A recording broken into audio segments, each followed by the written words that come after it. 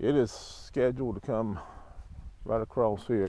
Ron Fowler walks down his driveway and shows us the stakes the state had placed about a year ago, stakes that mark where the Monroe Bypass will cut through. This is your front yard.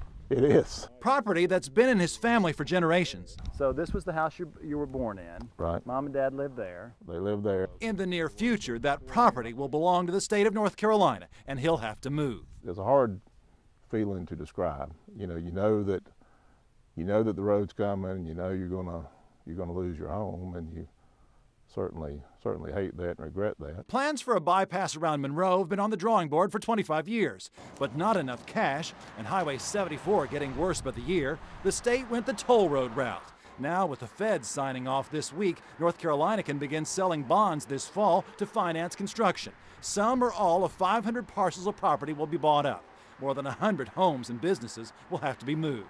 And after all these years, the buyout's happening over the next 2 years. You know it's a need, but at the same time, the personal side of you says, well, I wish you to go somewhere else, but I guess that's human nature. The state settled on a route, and the Turnpike Authority acknowledges that ought to help some. This is an important point so the property owners that are in the corridor know specifically where they are, what the impacts are. But for neighbors on Fowler Road, like Ron is, knowing they're in the way leaves little comfort. Will he fight? No. The state can take his property through eminent domain. Really don't think there's anything that I could do to change it, as much as you would want to. November of 1867. What brings it all home, a cemetery that dates back to the mid-1800s, will also have to be moved. And then it sinks in.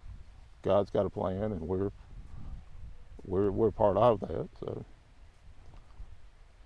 we'll be fine.